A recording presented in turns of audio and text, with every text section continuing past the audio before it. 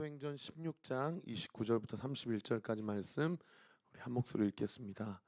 사도행전 16장 29절부터 31절까지 말씀입니다. 시작. 간수가 등불을 달라고 하며 뛰어들어가 무서워 떨며 바울과 실라 앞에 엎드리고 그들을 데리고 나가 이르되 선생들이여 내가 어떻게 하여야 구원을 받으리까 하거늘 이르되 주 예수를 믿으라 그리하면 너와 내 집이 구원을 받으리라 하고 아멘. 우리 29절부터 31절까지 한 번만 더 읽으십시다. 시작. 간수가 등불을 달라고 하며 뛰어들어가 무서워 떨며 바울과 실라 앞에 엎드리고 그들을 데리고 나가 이르되 선생들이여 내가 어떻게 하여야 구원을 받으리까 하거늘 이르되 주 예수를 믿으라 그리하면 너와 내 집이 구원을 받으리라 하고 아멘. 우리가 방금 읽었던 29절부터 31절까지 말씀, 여러분 잘 아시는 빌립보 감옥에서 옥문이 열리고 착고가 풀어지면서 간수장이 바울과 실라에게 내가 어떻게 해야 구원을 얻을 수 있습니까? 하나님의 초자연적인 개입과 그 역사 가운데 자신이 죄인임을 직감적으로 깨닫게 됐고 초월적 하나님의 임재 앞에 감히 구원이라는 단어를 이제 입에 오르면서 내가 어떻게 하여야 내가 지은 죄를 하나님 앞에 용서받을 수 있고 죽어도 천국에 갈 수 있습니까?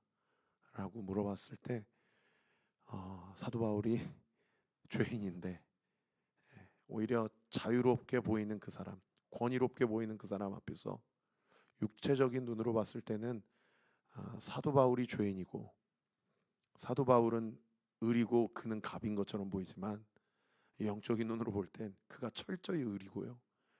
착고가 비록 풀어졌지만 그 이전에 채워졌던 사도 바울이 철저한 영적 갑이 되어서 주 예수를 믿으라. 그리하면 너와 내 집이 구원을 얻으리라. 여러분 뒤집어서 이야기하면 무슨 얘기입니까? 주 예수를 믿는 것밖에는 다른 방법이 없다는 겁니다. 오늘 설교의 제목 인생의 감옥에서 풀리는 하나님의 강요. 표면적으로 봤을 때는 바울이 옥고를 치르고 있는 것 같고 밖에서 간수장이나 교도관들이 자유롭게 직장생활을 하고 그들이 갑이고 사도 바울이 의리인 것 같지만은 영적인 눈으로 보면 그들이 죄라는 감옥에 죄라는 착고에 채워져 있고요. 그리고 이미 다메섹에서 예수님을 만난 사도 바울은 영적으로 보면 누구보다도 자유로운 사람, 그리고 그리스도의 십자가의 공로와 은혜로 의롭다 인침받은 사람, 그 사람이 바울인 것이죠. 여러분 오늘 이 밤에 그러한 영적인 역전과 반전의 은혜가 우리 사랑하는 성도들에게 부어지기를 우리 구주 예수 그리스도의 이름으로 축원합니다. 여러분 사도 바울이 2차 전도여행의 목적은 1차 전도여행에 가는 곳곳마다 도시에 교회가 세워지고 그리고 할례 문제로 인하여서 이방인에게 과연 복음을 전하는 것이 옳으냐라고 초대교회 안에서 여러 가지 시비가 걸렸을 때에 베드로와 야고보가 이방인에게도 복음을 전하는 것이 옳다. 그리고 그 기쁜 소식을 가지고 수리아 안디옥 가서 2차 전도 여행을 준비해야 되겠습니다. 그리고 우리가 1차 전도 여행에서 세웠던 교회로 방문하여 그들이 로마의 박해와 압제 가운데도 여전히 믿음을 잘 지키고 있는지 한번 눈으로 확인하고 그들의 연약한 믿음의 부분이 있다면 다시 제가 방문해서 그들의 연약한 믿음을 좀 잘 세워주고 오고 싶습니다. 그래서 교회 허락을 받아서 바울이 실라와 함께 또 바나바는 마가와 함께 각각 2차 전도 여행을 시작을 하게 되었죠. 그러니까 사도 바울 입장에서는 2차 전도 여행의 목적은 1차 전도 여행에 갔었던 도시들 비시디아 안디옥, 이고니온, 루스트라, 더베 이런 도시에 가서 복음을 다시 분명하게 재확인시켜주고 그들의 연약해질 법한 믿음을 다시 한번 세워주는 것이 인간 사도 바울의 2차 전도 여행에 대한 자기가 세운 계획이었어요. 그런데 지난 주일날 우리가 함께 나눴던 것처럼 성령의 계획은 인간 사도 바울의 계획과는 완전히 달랐다라는 거죠. 인간은 내가 지난번에 갔던 곳 다시 가서 그곳에서 복음을 전하리라. 그곳에서 더 그들의 믿음을 굳건하게 해주리라. 그렇게 시작했던 2차 전도 여행이었는데 성령은 이제 그만 그 도시 그만 가라는 거예요. 그리고 한 사람의 환상을 통해서 나타나면서 어디로 넘어오라고 이야기합니까?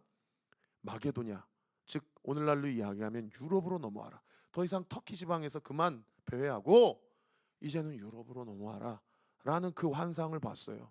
그때 지난 주일 말씀에 그 환상이, 죄송합니다, 내가 개꿈을 꾼 것이 아니고 이것은 하나님의 인도하심이요 계시다라는 것을 인정함이러라 라고 믿고 취하고, 그 믿음에 합당한 대가 지불을 하려고 한번 지도 한번 띄워주세요. 이분이 이 신라 바울 또 디모데 그리고 누가 이 2차 선교 여행팀이요, 세상에 저기 동그라미 첫 번째 출발 이고니온에서 그 다음에 저기 여러분 잘 아시는 드로아, 트로이 목마 할 때 그 드로아입니다. 거기까지 장장 600km를 걸어갑니다. 서울과 부산을 왕복하는 거리예요. 거기를 버스가 있는 시절이 아닙니다. 뭐 기차 KTX가 있는 시절이 아니에요. 그야말로 걸어서 가는 거예요. 인정함 이러라, 믿음으로 취하는 것만으로 그 믿음이 구체적인 삶으로 나타나고 드러나는 거죠. 그래서 여러분이 정말 예수님을 믿으신다면, 그리고 예수님이 나에게 하신 말씀을 믿는다면, 여러분 나에게 주신 은혜와 감동을 내 삶 가운데 내가 어떠한 대가를 지불하고서라도 내 믿음이 허무맹랑한 믿음이 아니라 살아있는 믿음, 생생한 믿음이 무엇으로 구체적으로 증명되느냐? 내가 삶 가운데 구체적으로 증명하는, 그리고 실천하는, 그리고 순종하는 그런 삶의 예배로 반드시 연결될 수밖에 없다라는 거죠. 여러분들 은혜 받으시면 반드시 돈이 없으시면 시간을 내서 하나님 나라를 위해서 헌신하시든지, 아니면 그래도 지갑을 여시든지 둘 중에 하나를 하셔야 됩니다. 은혜 받았다고 그냥 입 싹 닫는 사람들은 사실은 그 사람이 정말 살아있는 믿음인가 한 번쯤 우리가 의심해 볼 필요가 있다는 거예요. 그러고 나서 그 드로아에서 배를 타고요, 사모드라게라는 섬으로 가서 잠깐 그 섬을 거쳐서 이제 유럽으로 넘어갑니다. 그 유럽 네아폴리라는 지방에서 도착을 하고 그 항구 도시에서 한 15km 또 걸어가 가지고 빌립보에 이르게 되는 거죠. 유럽의 마게도냐 지방의 첫 성이다. 그리고 여기서 누구를 만납니까? 지난 목요일 날 말씀에 그 유명한 빌립보 교회 개척자 루디아라는 권사님을 만나죠. 여러분 이 루디아라는 권사님을 만날 때 본문 14절에 보면은 언제 만나냐면, 기도하는 곳이 있을까 빌립보 성에서 찾아보다가 강가에서 빨래를 하고 있었는지, 아니면 뭐 부녀자들이 앉아서 수다를 떨고 있었는지, 뭘 하고 있었는지 모르겠지만 강가에서 드로아를 만난 거예요. 루디아를 만난 거예요. 그러니까 빌립보 성은 다 유럽 사람들, 헬라 사람들, 로마 사람들밖에 없으니까 원래 사도 바울은 어디 중심으로 복음을 전했어요? 회당 중심으로 복음을 전했는데 빌립보에는 회당이 없는 거예요. 그러니까 기도하려고 찾아보니까 기도하러 강가에 나가서 루디아와 그 부녀자들을 만난 거죠. 여러분 한번 생각해 봅시다. 분명히 사도 바울의 계획에는 빌립보와 마게도냐가 있었습니까? 없었습니까? 애당초 있었어요? 없었어요? 없었어요. 근데 성령이 계시와 환상을 통해서 빌립보로 오라고 했어요. 그래서 600km, 그리고 더 나아가서 한 200km 배를 타고 빌립보까지, 그러니까 한 800km를 걷거나 배를 타고 가가지고 그 빌립보 성에 이르렀는데, 아이고 사도 바울 선생님 잘 오셨습니다. 마치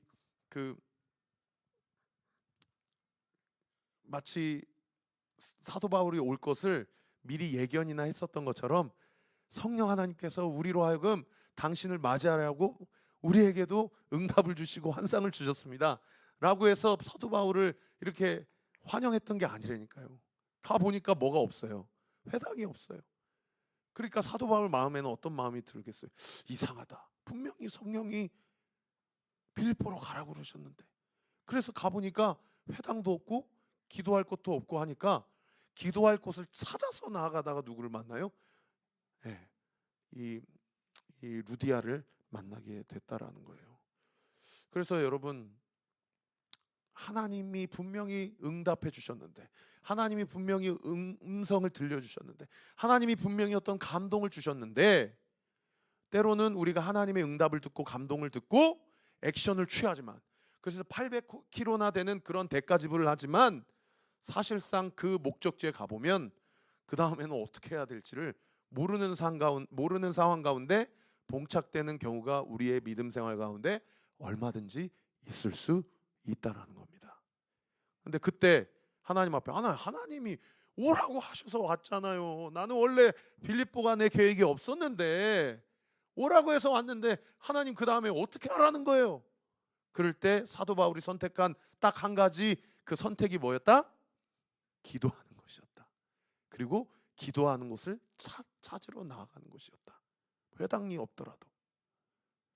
그래서 여러분, 여기서 루디아를 만나가지고 지금도 성지순례 가면 이 그리스 지역이거든요. 오늘날로 이곳에 루디아 기념교회가 있다고 그래요. 한번 사진 한번 띄워주세요. 이 그리스 정교회에서 만든 교회입니다. 지금 빌립보에 루디아 교회를 이렇게 세웠고, 바로 그 앞에는 그 자그마한 그 강줄기가 있어가지고 거기에서 사도 바울이 루디아에게 또 그 가족들에게 세례를 준 곳을 기념하여서 지금도 이곳에서 세례를 준다고 합니다. 그 세례터가 그 다음 사진인데, 저기에서 지금도 그리스 정교회 교회에서는 세례를 준다고 하더라고요. 여러분, 하나님께서 가라고 하셔서 감동 주셔서 응답 주셔서 확신이 있어서 믿음 가지고 갔을 때 그 다음 스텝은 어떻게 할지 하나님께서 그 다음 스텝을 가르쳐 주시지 않는 경우가 있다 없다? 여러분, 얼마든지 있다는 거예요. 그때 우리는 당황할 필요가 없습니다. 그때는 뭐 하면 됩니까? 기도의 자리로 나아가면 돼요. 할렐루야. 여러분, 오늘 본문도 마찬가지예요. 16절에 이 귀신 들린 한 여종을 만나는데, 이 여종을 만나는 동기도 우리 같이 한번 16절 읽어봅시다. 시작.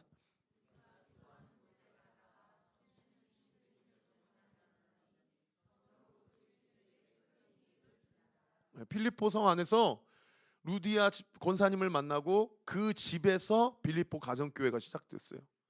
그럼 그 집에서 또 기도할 수 있잖아요. 근데 또 다른 기도의 초소를 찾으려고 또 기도가 동기가 되어서 가다가 누구를 만나요? 귀신 들린 한 여종을 만나는 거예요. 근데 이 귀신 들린 한 여종이 사도 바울 뒤통수를 보고 갑자기 죄송합니다. 이 신내림이 나려가지고 저 사람은 지극히 크신 하나님의 종들이다. 이렇게 막 동네방네 떠들고 다니는 거예요. 그러면서 그 사람들이 하는 일이 뭐냐? 많은 사람들에게 구원의 길을 전파하는 사역을 하시는 분들이다. 이렇게 이 귀신 들린 여종이 이렇게 막 소리를 치면서 이 저작거리에서 이 동네방네 다 이렇게 소문을 내고 다니는 거죠. 여러분, 귀신이 왜 그 여인을 역사를 해가지고 그런 하나님의 비밀스러운 하나님의 사도들, 하나님의 그 대사들을 그렇게 신분을 노출시키는 그런 일들을 할까요? 이 사람 잡아 죽이라는 거예요. 여러분, 이 로마의 이 헬라의 이 그 세계관과 신관은 뭐냐면 신은 딱 하나예요. 태양신. 신은 딱 하나예요. 태양신의 아들인 로마 황제. 그래서 로마 황제 숭배 사상만이 유일한 신관이에요. 그런데 사도 바울과 신라가 누구를 전해요? 천하 만물을 창조하시고 우주의 모든 질서를 놓으신 여호와 하나님을 전하는 거예요. 그분의 아들이신 예수 그리스도를 전하는 거예요. 그러니까 이 영적 존재가 알고 이 빌립보 알렉산더 대제의 부친인 아버지인 필리페 2세를 기념하기 위해서 로마 제국이 세웠던 빌립보 도시 한복판에서 로마 황제는 하나님이 아니다. 로마 황제는 우상이다. 저분들이 전하는 예수님만이 모든 천하 만물과 우주를 다스리시고 주관하시는 유일한 신이다. 이런 얘기를 이 귀신이 먼저 귀신같이 한 거예요. 그리고 이렇게 선포하는 거죠. 그럴 때 오늘 본문 18절에 보시면은 사도 바울이요. 우리 같이 한번 읽어봅시다. 시작.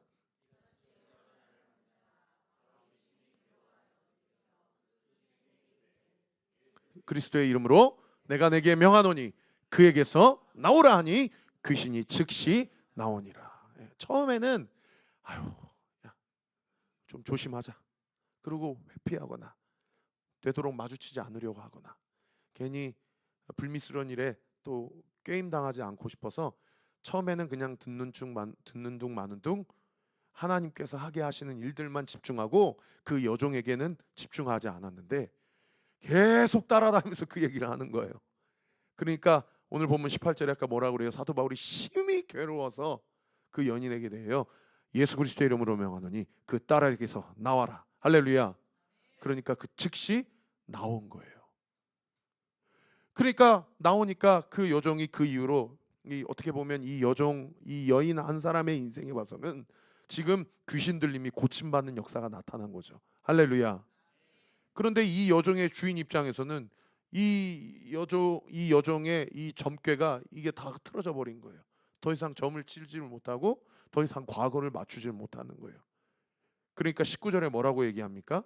이 여종의 주인은 자기의 수익이 소망이 끊어진 것을 보고 바울과 실라를 붙잡아 장터로 관리들에게로 끌어갔다. 여기 장터라는 번역이 좀 아쉬운데 원래 헬라어 언어는 법정이에요. 법정. 고발한 겁니다. 형사 고발을 한 거예요. 이 사람이 우리 여종을 낫게 해줘서 더 이상 내 여종이 점괘를 보지 못해서 내가 불로소득을 더 이상 취할 수 없다. 우리 집안의 수익을 끊어버린 놈들이다 라고 하면서 공식적으로 이 고소를 한 겁니다. 여러분 근데 사실은 이 명분이 좀 약하잖아요. 이 귀신 들림 어떻게 보면 세상 사람들이 봤을 땐 정신질환을 고쳐준 건데 이게 고발할 근거가 되느냐. 그러니까 뭐라고 얘기해요? 21절에 보면은 이 사람들의 고발의 근거가 뭐냐. 로마 사람인 우리가 받지도 못하고 행하지도 못할 풍속을 전하는 게 이 바울과 실라의 고발의 근거가 된 겁니다. 여기 받지도 못하고 행하지도 못할 풍속을 다른 번역 성경에 이 사람들이 전하는 도는 로마 시민권자들인 우리에게는 절대 따라서는 아니 될 도를 이 사람들이 전하고 있다. 왜요? 여러분 영적인 세계는 주권 문제입니다.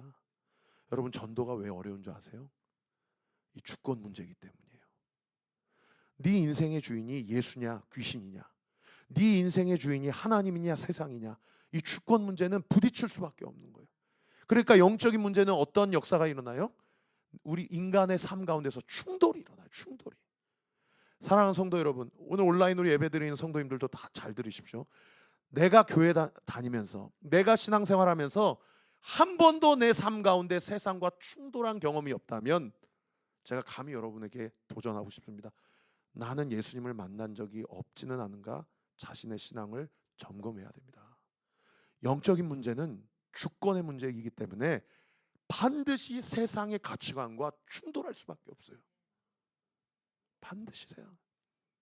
그러니까 오늘날 교회가 이렇게 타락하고 많은 사람들이 교회를 떠나고 가난한 성도들이 늘어나고 한국 교회가 이게 영적인 권위를 잃어버리고 한국 사회 안에서 무슨 뭐다 하면서 이렇게 정말 이 비참한 말을 들은 이유가 뭡니까? 그리스도인이 세상과의 가치관과 세상의 세계관 안에서 충돌을 회피하거나 아니면 세상의 가치관을 수용하거나 받아들이는 변절된 그리스도인들이 이 시대 교회 안에서 많아졌다는 얘기예요. 사랑하는 성도 여러분, 복음의 속성과 세상의 가치관이 부딪히게 될 때에 우리 온리교회 성도님들은, 그리고 목요 찬양 집회 예배 재단을 쌓으시는 우리 주의 백성들은 담대하고 의연하게 복음의 속성, 하나님의 영적 원리를 수용하고 세상의 가치를 발로 차버리는 은혜가 있게 되시기를 우리 구주 예수 그리스도 이름으로 축원합니다. 여러분, 세상의 가치관은 그때 잠깐은 내 배를 채워줄 것 같고, 그때 잠깐은 나의 어떤 두려움이나 나의 어떤 고민이나 갈등을 해결해 주는 것 같이 보여도요, 결국 세상의 가치관과 세상 사람들이 말하는 모든 세계관들은요, 우리의 영혼을 구원시킬 수 없어요. 우리를 주님 앞으로 나아가게 할 수 없습니다. 오직 예수 그리스도를 믿는 믿음만이 우리를 구원하시는 유일한 길임을 믿으시기를 우리 구주 예수 그리스도의 이름으로 축원합니다. 이러한 복음의 속성을 담대하게 전하니까 이 세상 사람들이 이 바울과 실라를 어떻게 하겠어요? 이 3당 콤보로다가 그냥 핍박하고 박해하는 거예요. 어떻게 박해합니까? 오늘 본문에 보시면 옷을 찢어버려요. 바울과 실라의 옷을 찢어버려요. 여러분 한번 내일이라고 생각. 내가 전도하다가 세상 사람들이 내 옷을 찢어버린다고 생각해 보세요. 그래서 여러분 옷을 찢는다는 얘기는 영적으로 무엇을 얘기합니까? 수치를 이야기해요. 수치, 벌거벗음, 수치를 이야기해요. 그리고 두 번째는 어떤 일이 있냐면 매를 때려요. 매를. 오카는 목사님은 이 부분을 설교하실 때 개 패듯이 개 패듯이 바울과 실라를 팼다 이렇게 주의를 하시더라고요. 여러분 개 패듯이 팼다는 얘기는 무슨 얘기입니까? 바울과 실라를 인격적 존재로 받아들이지 않았다는 거예요. 동물로 짐승으로 받아들였다는 겁니다. 복음을 전할 때 수치를 당하고요, 인격적 존재로 대우받기를 거절당해요. 무시당하는 거죠. 여러분 오늘날 우리가 왜 다음 세대 위해서 기도해야 되냐면, 제가 주일날도 그렇고 목요 찬양 집회도 그렇고 어떻든 제가 특별한 하나님이 감동 주시면 저 주일 예배 때 목요 찬양 예배 때 안수하거든요. 그런데 제가 무조건 안수하는 사람들은요 우리 다음 세대들이에요. 우리 온리키즈, 온리틴즈 지체들. 목요 찬양 집회 때 주일 예배 오면 제가 다 안수합니다. 여러분 우리 다음 세대들이 교회 다니고 예수 믿는다는 이유로, 경건 생활한다는 이유로, 큐티 말씀 묵상한다는 이유로 학교 생활하면서 얼마나 많은 인격적 무시를 당하는지 아십니까? 심지어 왕따를 당하고요, 세상 가치관에 휩쓸리도록 유혹을 받게 되고요, 그렇지 않게 됐을 때에 쟤는 이상한 애야 라고 하면서 그 세계관 안에, 그 사회 안에서 딸을 당하고 인격적인 무시를 당하고 수치를 당하는 일들이요, 오늘날에도 이 한국 학교, 이 교육계, 이 한국 사회 안에도 여전히 있다는 거예요. 여러분 우리 온리교회가 정말 우리 다음 세대들을 설사 그런 박해와 핍박과 수치와 모욕을 당하더라도 우리 아이들을 복음 안에서 담대하고 거룩하게 순결하게 그렇게 훈련시키는 그런 교회가 되기를 우리 구주 예수 그리스도의 이름으로 축원합니다. 할렐루야. 그리고요 세 번째는 감옥에 가둬버려요. 여러분 감옥에 가둔다는 얘기는 무슨 얘기냐면 결박한다는 얘기예요. 묶어버린다는 얘기예요. 가둬버린다는 것. 여러분 예수 믿는다는 이유로 이 세 가지 일이 오늘날도 여전히 벌어지고 있어요. 수치를 당하게 하고, 인격적 모독을 당하게 하고요, 왕따를 당하게 하고, 그 다음에 결박시켜버립니다. 눌러버려요. 그래서 오늘도 우리가 같이 기도했으면 좋겠어요.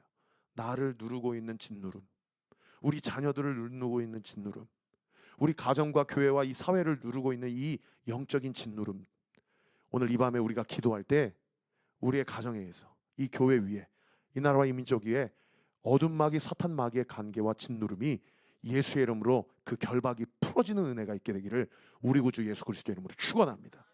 여러분 예수님이 약속해 주셨어요. 너희가 기도하여서 이 땅에서 묶으면 하늘에서도 묶이게 될 거다. 할렐루야. 이 땅에서 너희가 풀면 하늘에서도 풀리는 역사가 있게 될 거다. 여러분이 놀라운 권한 아닙니까? 원래 하늘에서 묶어야 땅에서도 묶이고 하늘에서도 풀어야 땅에서도 풀리는데, 여러분 우리가 기도하면 하나님의 강력이 나타나서 우리가 기도할 때 우리가 묶으면 하늘에서도 묶이고 이 땅에서 풀면 하늘에서 풀리는 역사가 나타난다는 거예요. 할렐루야. 여러분 우리 목요 찬양 집회가 그렇게 영적인 수치와 결박과 인격적 모독과 그런 영적인 공격들을 대적하고 우리 지체들을, 우리 다음 세대들을, 우리 각 가정을 온전하게 세우는 우리 온리교회 되시기를 우리 구주 예수 그리스도의 이름으로 축원합니다. 그래서 오늘 말씀을 통해 첫 번째 우리가 한번 생각해 보아야 될 부분은 이거예요. 우리 같이 한번 읽어봅시다. 시작. 수치와 고난은 얼마든지 따라올 수 있다. 할렐루야. 그럼 바울과 실라 입장에서 한번 생각해 보세요. 나는 이고니온만, 루스드라만, 안디옥만, 더베만 갔다 오려고 했는데 주님이 가라 그래서 갔더니 어떻게 된 거예요? 옷 벗김을 당하고, 예? 태장이에요. 태장. 우리는 한 번도 맞아본 적이 없잖아요. 예? 고린도서에 보면은 태장으로 40대만 율법에 치게 돼 있는데 행여나 40대 쳤을까봐 39대만 치는 것을 사도 바울이 3번이나 맞았다 그래요. 정말 죽기 전까지 맞은 거예요. 복음 전한다는 이유로. 저는 오늘도 한 성도님이 저 찾아와서 목사님 저 전도하고 싶은데 저에게 좀 주보 좀 주세요. 전도지 좀 주세요. 제가 얼마나 감사했는지 몰라요. 제가 얼마나 감사했는지 몰라요. 그러면서 본인이 사시는 아파트 단지 전도를 하겠다.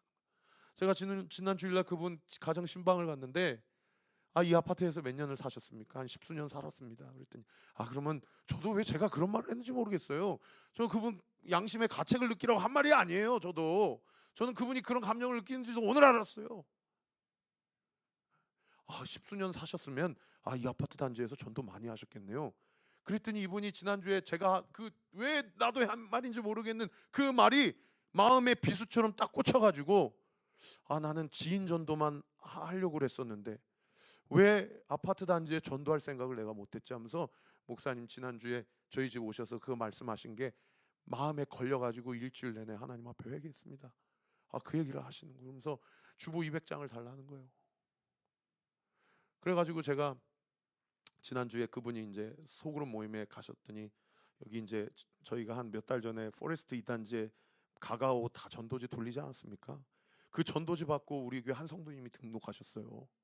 그러니까 그분의 나눔을 듣고 지인 전도만 전도되어 교회 나오는 게 아니라 그저 그냥 노방 전도도 여전히 전도가 되는구나.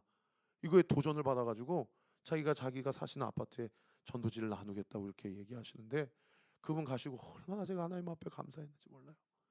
요 이제 다산역 6월 7월에 들어오면은 그 옆에 푸르지오 다음 달에 입주하거든요. 그리고 여기 다산 프리미어 캠퍼스 뒤에 보면은 해링턴 플레이스라고 또 입주를 해요. 그래서 저는 지금 기도하고 있거든요. 3월 달에 입주하면 우리 성도님들이랑 가가지고 전도할 때 우리 성도님들 안에 전도에 대한 부담이 없게 해주세요. 여러분 우리가 전도하면서 옷 벗김 당해본 적 있습니까? 우리가 전도하면서 태장 맞은 적 있습니까? 우리가 전도하면서 감옥에 갇힌 적 있습니까? 사도 바울과 신라는 그렇게 전도하다가 그런 일들을 당한 거예요. 저도요 여기 포레스트 이잔지 가까워 전도지 우리 성도님들이랑 돌리면서 요즘에는 아파트 전도가 어려운 게 일단 로비부터서 들어갈 수가 없어요. 다 비밀번호로. 그러니까 저하고 같이 간 그때 우리 한 성도 청년하고 같이 가가지고 그 앞에서 기다리고 있는 거야. 그리고 누가 나오거나 누가 들어갈 때 열리면 확 들어가가지고 제일 꼭대기층 25층 20층 올라가가지고 거기서부터 한 층 한 층씩 내려오면서 기도하면서 전도지 그 문가에 딱 꽂으면서 하나님 이 영혼 예수 믿게 해주세요. 꼭 우리 교회가 아니어도 됩니다. 요 앞에 예정교회를 나가든지 다산 중앙교회를 나가든지 방주교회를 나가든지 어디든 예수 믿게 해주세요. 그러고 왔는데 세상에 한 분이 오신 거예요. 근데 제 마음 가운데 부끄러운 고백입니다. 제가 목사인데도 누가 어떤 경비 아저씨나 관리인이 와가지고 어이 아저씨 왜 여기에 이거 꽂이는 거예요? 나가세요. 나가세요. 누가 이럴까봐 기도하면서도 덜덜덜 떨면서 하나씩 하나씩 제가 하나님 앞에 부끄럽더라고요. 내가 복음을 부끄러워하지 아니하노니 이 복음은 모든 믿는 자들에게 구원을 주시는 하나님의 능력이 됩니다. 첫째는 유대인에게요 또한 헬라인에게로다. 할렐루야. 제가 복음을 부끄러워하는 마음이 있는 거예요. 제 마음 가운데 복음 전하는 게 부끄러운 마음이 있는 거예요. 세상에 그거 가지고 회개하면서 하나님 앞에 기도할 때요 이제는 어떤 마음이 어떻게 변하냐면 누구라도 와가지고 아저씨 왜 여기에 이거 전도지 꽂으시는 거야 이렇게 하면 좋겠다라는 담대함이 생기더라고요. 할렐루야. 왜요? 그렇게 복음 때문에 그렇게 비난받고 그렇게 쪽팔림 당하면 여러분 제가 천국에서 얼마나 상급이 크겠습니까? 사실 그 비난도 여러분 사도 바울 신라 앞에서 명함이나 내밀겠어요? 네? 교회가 왜 복음의 능력을 잃어버린지 아십니까? 전도하지 않기 때문이에요. 그저 나 혼자 아니면 우리 가정 그냥 예수 믿고 복 받고 천국 가면 되지. 이렇게 완전히 복음의 그 근육을 다 잃어버려 가지고 전도하지 않기 때문에 이 복음의 능력과 근육이 다 힘을 잃어버린 겁니다. 사랑하는 성도 여러분, 복음 앞에 아니 복음 안에서 세상 앞에 담대하게 살아가는 우리 성도님들 되시기를 예수님의 이름으로 축원합니다. 할렐루야. 그래서요 그렇게 감옥에 끌려가게 됐어요. 그렇게 옷 벗김을 당하고 그리고 매질을 맞고 감옥에 끌려가게 됐어요. 근데요 여러분 지금도 제가 한번 찾아보니까 아까 루디아 기념교회가 빌립보에 있었다고 그랬잖아요. 그 빌립보에 바울과 실라가 갇혔던 빌립보 감옥이 이게 고고 학자들에 대해서 이게 발견이 됐어요. 여기가 바울과 실라가 갇혔던 빌립보 감옥으로 추정되는 곳이에요. 그리고 그 안에 들어가 보니까 이렇게 돼 있어요. 예? 얼마나 인격적으로 모독을 받고 매질을 당하고 침뱉음을 당하고 이건 인간 대우가 안 되는 거예요. 인간 대우가 안 되는 거예요. 이런 곳에서 여러분 착고에 채워져서 저곳에 갇힌 거예요. 지금은 저기 그 장소가 지금 오픈돼서 그렇지 얼마나 어두운 곳이에요. 오늘 설교의 본문에 보면 감옥의 가장 깊은 곳에 갇혔다고 그래요.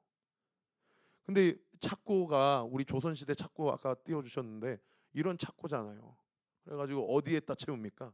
우리나라는 목에다가 이렇게 착고 조금이라도 움직이면 이 착고에 칼이 달려 있어가지고 바로 목이 동강 날아가는 아예 움직이지도 못하게 만드는 아예 도망가려고 시도조차도 못하게 하는 게 로마 시대 착고인데 아니 조선 시대 착고인데 로마 시대 착고는 저렇게 목을 감는 게 아니고 요렇게 생겨요. 요렇게.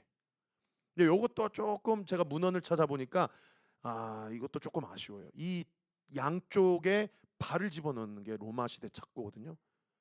이게 발을 집어넣는데 저렇게 집어넣는 게 아니고 문헌을 찾아보니까 발을 완전히 그냥 요가하는 사람처럼 이 필라테스 하는 사람처럼 일자로 쫙 그냥 갈라치게 해가지고 이쪽에 하나 저쪽에 하나. 여러분 한번 생각해 보세요. 가만히 있는 게 얼마나 불편하겠어요. 네? 아마 허리가 끊어질 것 같은 거예요. 그리고 손은 다 족쇄를 채우고 그리고 시커먼 감옥에 그때 뭐 전기가 있습니까? 난로가 있습니까? 그 차가운 지하 감옥에 저렇게 발과 손이 착고와 이 족쇄에 매어가지고 감옥에 갇혀 있는 거예요. 근데 여러분 잘 아시는 대로 빌립보 감옥에서 저 착고와 저 족쇄에 매여서 바울과 실라가 감옥 깊은 곳에서 뭐 합니까? 하나님 앞에 기도하고 찬송하는 거예요. 오늘 본문 25절에 같이 한번 읽어봅시다. 시작. 할렐루야. 할렐루야. 가장 깊은 곳에서 가만히 있는 자세 또한도 너무 불편한 상황에서 그리고 이미 막 등과 몸 여기저기에 채찍과 매질로 통해서 막 이 몸에 이 고름이 나오고 이 피가 흘러나고 쓰라린 그런 상황 가운데서 누가 뭐 그 당시 무슨 후시진이 있습니까? 뭐 응급처치가 있습니까? 그런 상황 가운데서 두 발과 두 손이 착고와 족쇄에 매여져 있는 상황 가운데 기도하고 찬송하는 거예요. 나는 이게 이해가 안 가요, 솔직히. 예?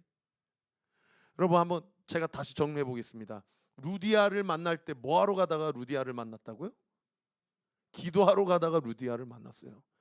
귀신 들린 여종 만날 때 뭐하러 가다가 만났다고요? 기도하러 가다가 귀신 들린 여종을 만났어요. 여러분 갇혔어요. 이미 맞을 만큼 맞았고 이미 침뱉음 당할 만큼 당했어요. 그리고 가장 깊은 감옥에 갇혔는데 거기서 뭐 하고 있어요? 기도하고 있어요. 기도하고 있어요. 기도하고 있다. 그러니까 사도 바울은요. 주님이 마게도냐로 가라고 한 그 환상 보고 A부터 Z까지 무엇으로 시작해서 무엇으로 끝나요? 그 상황이 이해가 되든 이해가 되지 않든 그 상황이 납득이 되든 납득하지 않든 기도로 시작해서 기도로 사람을 만나고 기도로 전도하고 기도하면서 복음 전하다가 박해 받다가 감옥 갇혀서 거기에서도 또 뭐 하고 있어요? 거기서 기도하고 찬송하고 있다. 제가 여러분에게 여쭤볼게요. 여러분 요즘은 기도하십니까? 여러분 기도하세요?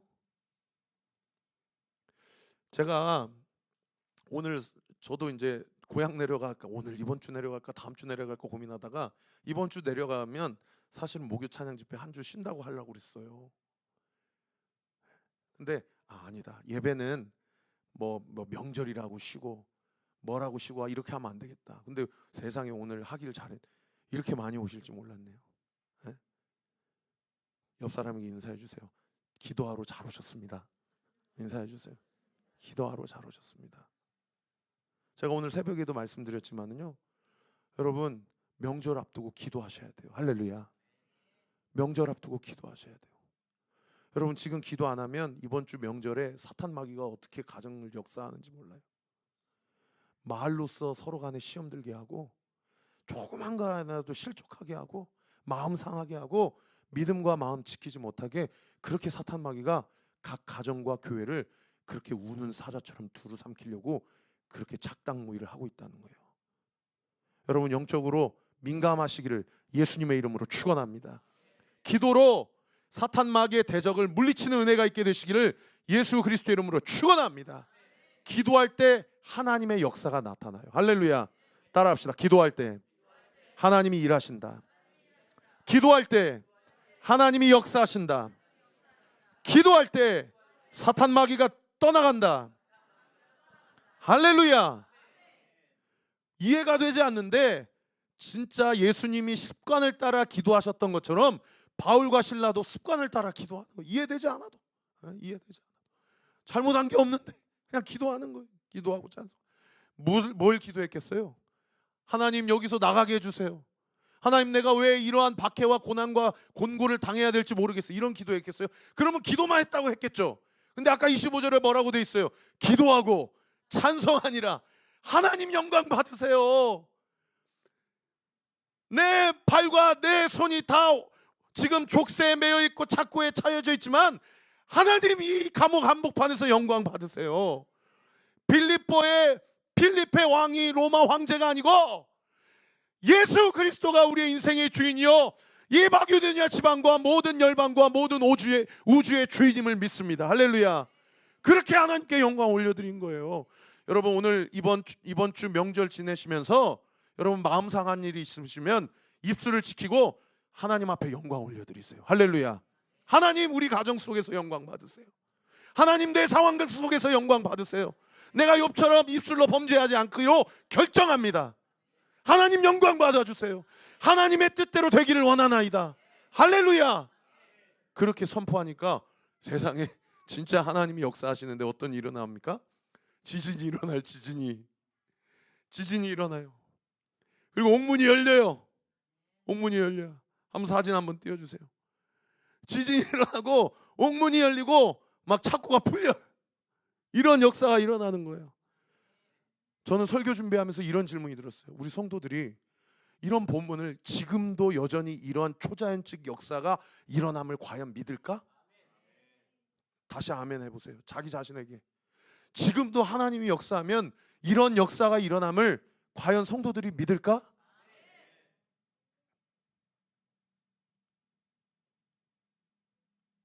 저는 분명히 믿습니다. 지금도 기도하면 역사가 일어납니다. 하나님의 역사가 일어납니다. 할렐루야. 여러분 각 가정 가운데서 여러분의 삶 가운데서 땅이 흔들리고 갇혀있는 것들이 풀리고 옥문이 열려야 되는 그런 놀라운 하나님의 초자연적 역사가 일어나야 될 부분이 무엇인지 오늘 이 밤에 기도할 때 함께 기도할 때 여러분 그 메어져 있는 것이 풀리는 역사 일어나게 될 줄 믿습니다. 할렐루야. 할렐루야. 이렇게 풀려가니까요 당연히 본능적으로 어떻게 해야 되겠어요? 도망가야 돼요? 안 도망가야 돼요? 당연히 도망가야죠. 이거 하나님의 역사다. 하나님이 역사하셨다 그러고 도망가서 빨리 루디아 집으로 도망가든지 아니면 그 다음 도시로 도망가든지 해야 하지 않겠습니까? 근데 사도 바울이 도망을 안 가는 거예요. 도망을 안 가고 자기만 도망 안 가는 게 아니라 모든 죄수도 도망 못 가게 해요. 사도 바울에게 영적인 권위가 나타남을 간수뿐만 아니라 모든 갇혀 있는 죄인들도 직감한 거예요. 여러분, 그리스도 안에 거하는 자에게는 이처럼 영적 권위가 있어요. 영적 권위가 있어요. 다 도망가지 마세요. 다 그 자리에 있으세요. 얼마나 두려웠겠어요. 응?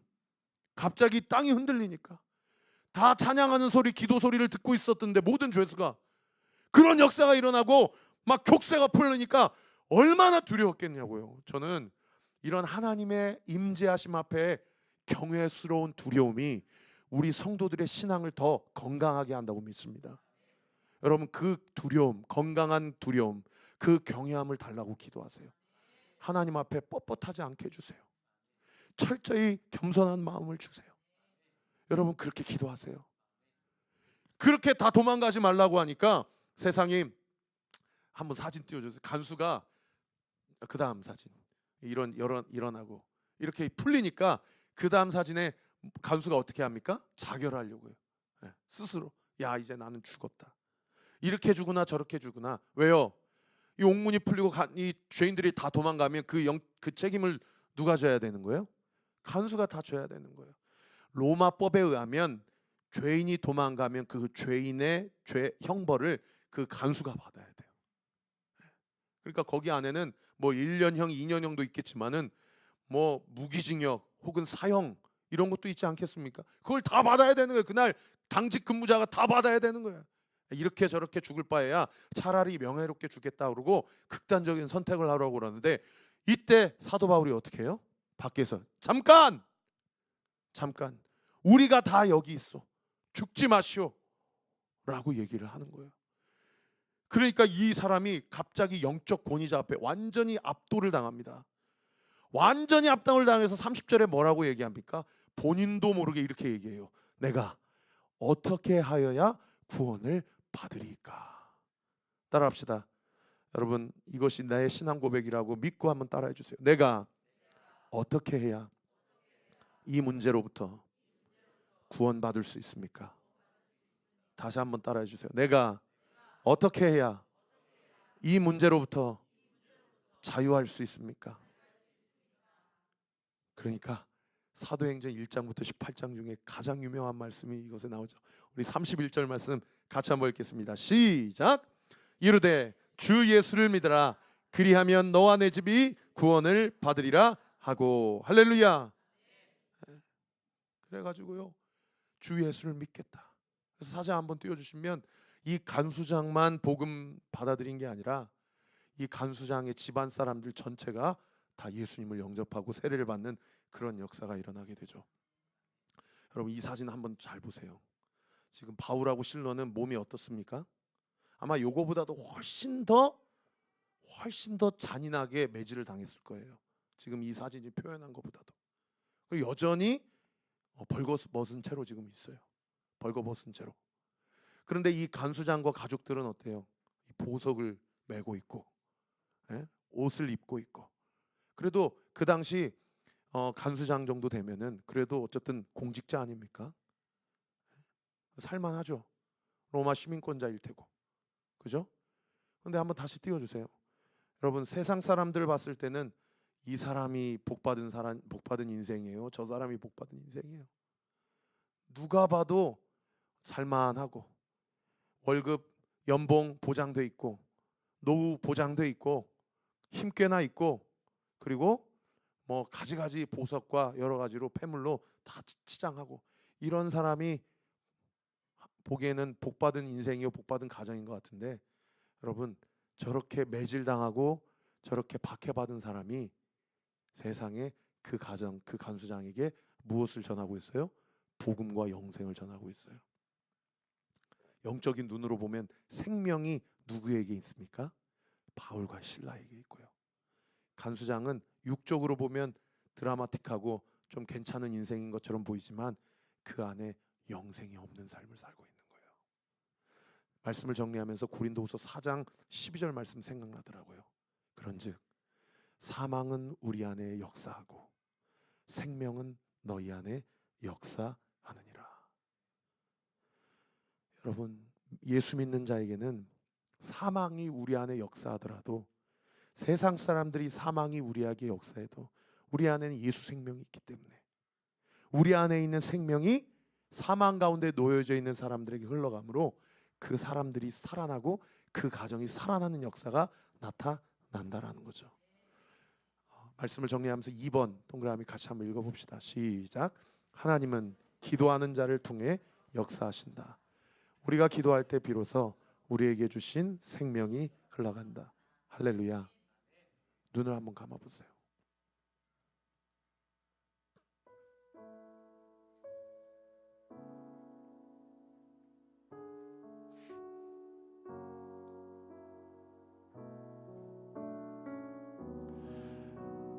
여러분, 나를 향한 하나님은 실수가 없으신 분임을 믿으십니까? 여러분, 진정으로 믿으십니까?